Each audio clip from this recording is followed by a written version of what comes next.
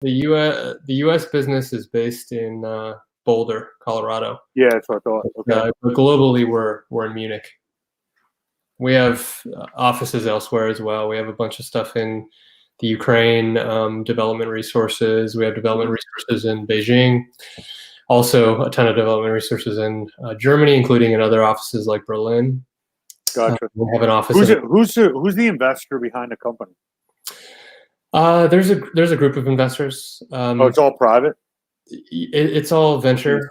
Yeah, it is venture. Seed plus venture. Yeah. Gotcha. And what were you doing before this? Personally? Yeah. Yes. Before this, I was running NetPulse. So I had become the CEO of NetPulse for about a year and a half, leading up to the acquisition by eGYM. So I led the company through that acquisition.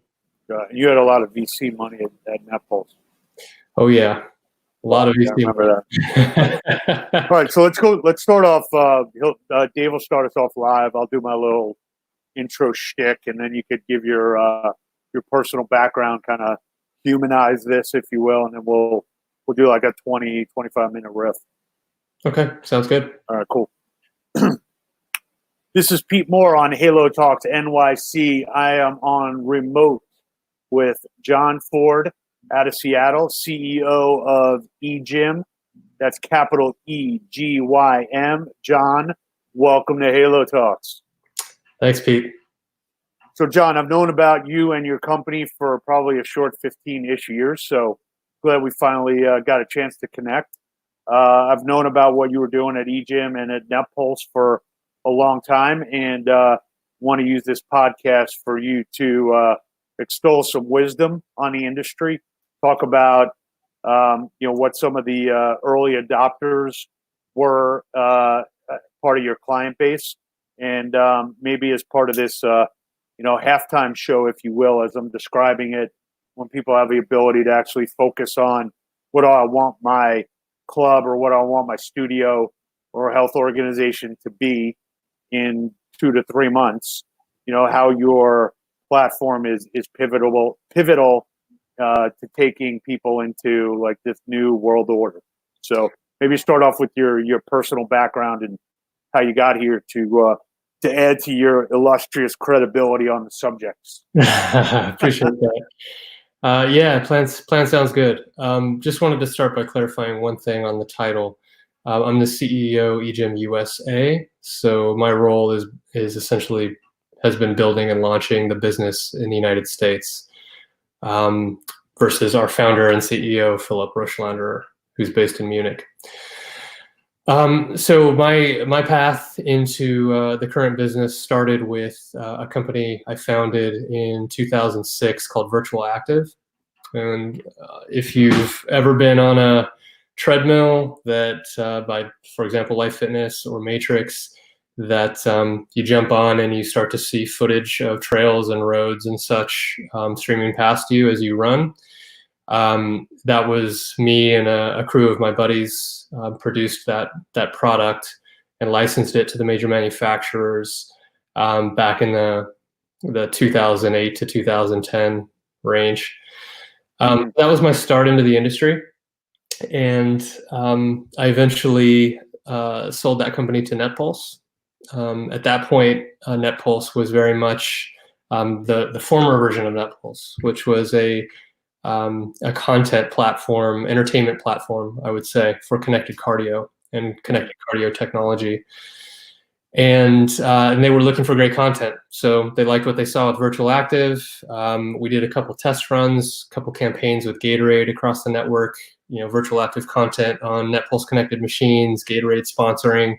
Things went well. So they acquired the company, and I came into a role running product and engineering eventually for NetPulse. So I really built up a lot of the tech chops during that few years, from 10 to 13, 14, where we pivoted the company to its current position as a leading mobile platform for gyms. We built a lot of the mobile apps for top companies like Planet Fitness, Gold's Gym, 24 Hour Fitness, etc., and hundreds more smaller and medium-sized operators. and I managed and oversaw the build out of the engineering organization that executed on that, as well as the product in general, the strategy, etc. And then took over running the business in 16, and led the company through the exit. Gotcha. So with why don't you give us a little commentary to understand exactly where eGYM currently fits in the digital ecosystem. Some of the terms that have been used in the past is content provider, mobile app developer, middleware, collaborator with MyZone type of platforms or a competitor to MyZone. So maybe help us clarify what eGYM represents. You probably do a lot of things, but what are the core tools, and what should people be calling you? What frustrations are you helping solve? I guess would probably be the easiest way to answer that. I think that's a great way to frame the question. What problem do we care the most about solving, right? Because you're right, we do a lot of different things, and the reason why we do a lot of different things is because solving the types of problems we want to solve requires a lot of pieces. They're not easy problems to solve, and it's one of the things that attracted me to the company. But that fundamental problem that eGYM wants to solve is, how do we make the gym work for beginners and those new to exercise? I believe, as do others at the company, that it's one of the biggest problems that our industry can solve. How do we make gyms useful as a tool for building health in the deconditioned population? And I don't think it's been well solved in the past. So it's one of those things where people have talked about it forever, but it's a very hard problem. It's a very hard problem to solve, and that's what the majority of our resources are aimed at. So essentially, our heart and soul is, we're a digital fitness company, a technology-driven fitness company with hardware and software products, with the end goal of helping everybody, but especially beginners and those who would otherwise struggle, succeed with exercise. So if you want me to dig into some of the key products, I can do that as well. Yeah, why don't we do that? Because I feel as if there's multiple vendors that are always trying to pick off mini frustrations, but not necessarily from a holistic view. So my inclination is that working with eGYM is a way to kind of cut through several vendors and let you guys take over like the strategic platform, and then if there's other things people want, they can kind of plug that in. But that you guys are somewhat of a I use this term like a trampoline into the digital space, but it's like you're a trampoline that somebody's jumping off of. So like, what's maybe you can help articulate that better for me. Yeah. It's your day job and it's not mine. Yeah, absolutely. Let me start by covering what I would see as the two primary products that most people would be familiar with. So the first one is what people usually associate eGYM with, which is the line of hardware. It's essentially electric motor resistance, computer controlled, fully digital RFID authentication. And you can envision here a line of selectorized like equipment, but obviously without the weight stacks and the pin load and all that, but set up typically in a circuit. And again, the main problem that this equipment is designed to solve is, how do we enable beginners to engage with strength training, right? Mm-hmm. And so if you think about a beginner coming into the fitness environment, what they're typically going to see is they walk into the gym and they're going to see just an absolute jungle of equipment, especially on the strength training floor, and they're going to have no idea how to do anything, right? And so what ends up happening is they go and they jump on the treadmill because it has a big green button that says quick start, and they're comfortable doing that. I can go walk on the treadmill or do low intensity cardio for 45 minutes to an hour, get very little benefit, but feel like I checked the box and I'm working on my health, right? But there's a reason why it's pretty much only fit people that you see in the strength training area, because strength training, you need to know so much in order to strength train effectively. What equipment do I use? How do I use it? What's the right form, speed of repetition, amount of weight I should use, et cetera, et cetera, et cetera. I mean, there's 1,000 things you need to know to be able to do a complete workout program and adapt it over time. And so beginners don't typically do it. And that's the primary problem that this circuit, digital circuit, solves. So when I come to a user when I come to the eGYM circuit as a user, I'm going to be onboarded one time by a personal trainer. Usually, gyms are incorporating this into their free workout orientation session. So that's a 20-25 minute orientation where I get set up on every single piece. So the trainer is going to set my seat height, my range of motion on every machine. The machine is going to give me a 1 rep max strength test. So every single machine understands for that particular exercise how strong I am. I can select a program based on what my goal is. And the point being that the second time that user comes in to the circuit area, all they need to do is sit down on machine number 1, swipe in, and push or pull according to the prompts on the screen. It's really, for us, for strength training to work with beginners, to get beginners engaged with it, it's got to be like that stupid simple. Right. And so if I can interrupt you for 1 second, on the setup of the equipment with the eGYM technology on it, is that something that if I've got a new club, can I order my equipment to have eGYM come with it, or do I need to basically go and take my current strength area and basically eGYMatize it? Yeah, it's not an aftermarket product in any way.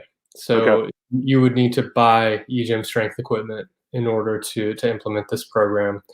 And it's not because we don't believe in integrated solutions.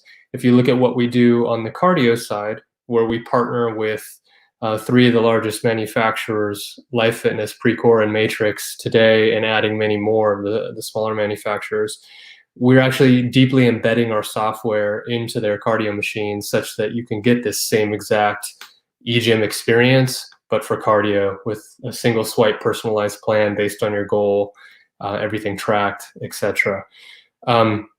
So the approach with respect to the bespoke hardware is only out of necessity, because there's just not a way to create this amazing experience with an aftermarket product to the quality of experience that we think is necessary. Got it. Okay, that makes sense.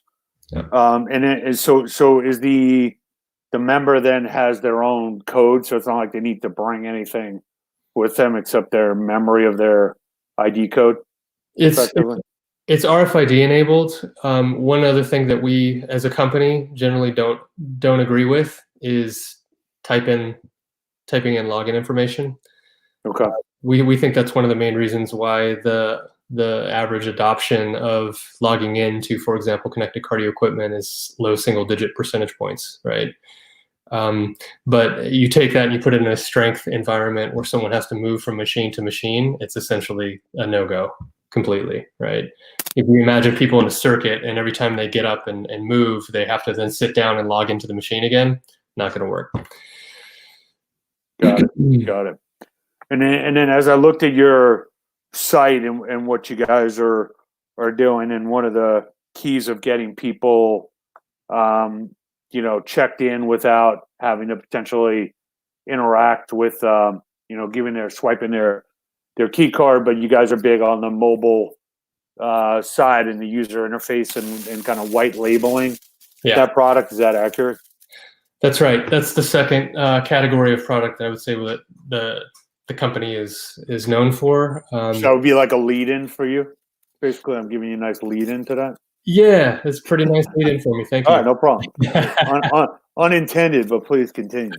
Yeah, and this particular mobile product, white label mobile product, is really seeing a massive influx of demand right now, given the current circumstances, right? And we can talk about that a little bit as well. But essentially, it's gyms need to engage with members through mobile. That's obvious, in 2020. It's the primary communication channel. It should be a primary interaction channel in general. And the gyms, of course, want that to be packaged in their brand, so that they're pushing their brand and a relationship with their brand to their members. And so that's what we provide, is a robust set of tools, mobile tools, across operational and transactional features to engagement features like rewards, challenges, of course, all of the digital fitness functionality that we've now integrated from the eGYM side of the business lives now also in the mobile platform, as well as revenue driving functionality like our guest pass and referral program, and tools like this that gyms can use to convert that engagement with the mobile into actual revenue and value. Gotcha. Yeah. So if I'm on, say I'm on ABC Financial, or I'm on Club Ready, or Mind Body. So I've been a client of one of those companies for several years. They might have some feature or component or add-on. How do you interact with those companies? What's the relationship there? Do you have kind of like a clear path for someone to say, hey, I want my eGYM mobile turned on? It's basically like a flip a switch and that API is going back and forth, or how easy is it to tack on your technology? That's right. The membership management software companies, like the ones you mentioned, are very important partners for us. We can't enable, at least to the quality we would like, the operational features of the app, the transactional features of the app, class booking, class scheduling, check-in, these sorts of things, without integration to those systems, because they're the membership source of record, right? So we partner deeply with those guys, and we do deep integrations such that if it's one of our partners and you are a gym that uses that system, you can order your mobile app from us, and it's just a matter of configuring it to work with the system you have and putting it on. Okay. Got it. Okay. So in this new world order that we're about to immerse ourselves in, when we inevitably get out of this crisis, what are you hearing from prospective clients? What are you hearing from current clients that say, look, I feel like I've used, 25% of what eGYM has to offer. I've got time right now during this halftime show to get my shit together and actually like fully embrace technology. So what are you hearing? What are you seeing? What are some of your top recommendations to our client base of health club operators and boutique operators to say, look, if you don't do these top 3 things, you are going to be, materially disadvantaged in August or September when the world changes and we're back to business. Yeah, absolutely. So I'd start with digital. If you didn't think that digital was important before, you were already probably in the minority. But now I think what's happening now is bringing the rest of the market on board with an understanding of how important digital can be for your club. A lot of that, of course, is being driven by our ability with eGYM Mobile to power remote workout programming for customers and allow them to maintain a relationship, some justification for some level of continued billing, etc.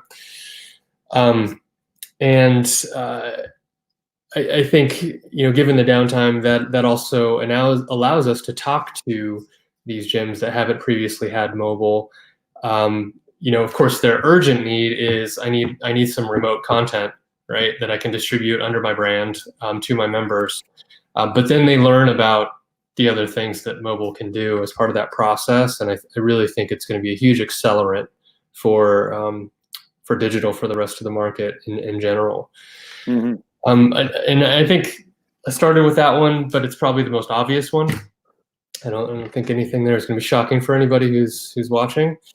But the next one I think is maybe a little bit less obvious, which is we are strong believers that when we come out of this, there's going to be essentially what we call internally a January 2.0, right? Or a super January. Mm-hmm.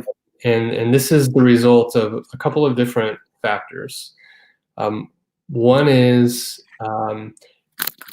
there are going to be a significant number of fitness businesses that simply don't survive this downturn, right?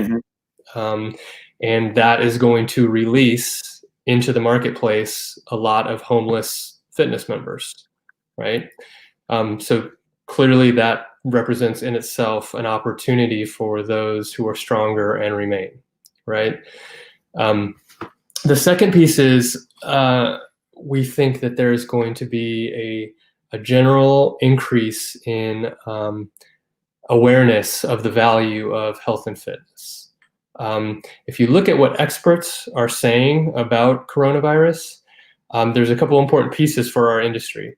One is that experts are saying this is likely to not go away. This is something that's going to be either seasonal or have a significant number of resurgences over time, etc.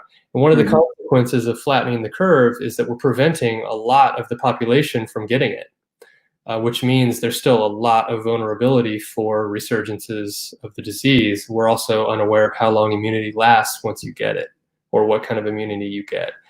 So if we take the expert opinion that this is likely to be coming back around again and not going away, then you have to look at it from the perspective of the general population. If I'm a 60, 65-year-old person who otherwise would be at a fair bit of risk, right? And maybe I'm developing hypertension or I have prediabetes, etc. All I can really do is prepare my body for the eventuality that I may get this, right? And fitness is a primary intervention for nearly all of the top underlying conditions that lead to mortality from coronavirus. If you look at the data coming out of, for example, Italy, where it's in the high 90s in terms of the percentage of fatalities that had underlying conditions, top underlying conditions being hypertension, diabetes, cardiovascular disease, etc. All stuff that you can directly impact with fitness intervention. So we think that there's going to be a huge opportunity for fitness to capitalize on the new reality, right? But I'll say that there's a caveat, in my opinion, and that is that the types of people that are going to be coming into gyms in this new surge, similar to January, are going to there are going to be a lot of beginners and who are not experienced exercisers. And I think that what's happening with Corona is just going to amplify that effect even further, right? Fair point. So the gyms, to take advantage of this, need to think about what is the offering that they have for those people other than personal training. Because just from a price point perspective, personal training doesn't work for everybody. And so that's what we're seeing is a big opportunity for gyms to look at. When someone walks into my gym and they're a beginner, are they going to know what to do? Are they going to be able to work out independently and make progress? And those are the problems that we work on as a company. Gotcha. Great. So in closing here, what's the best way to reach out to your company? What's the best way? If there any like webinars or informational sessions you guys are doing over the next couple weeks that we should get our industry folks into to basically, assume that they're going to start to prioritize what we've been talking about here? Yeah, I would say anyone who's interested in learning more, just reach out to me directly, john.ford@egym.com. And we do have some webinars coming up. I don't have final dates and times at this point, but certainly anyone who contacts me, I can pass that information along. Great. All right. So I'm going to use the find your homeless fitness members, and we're prepare for Super January.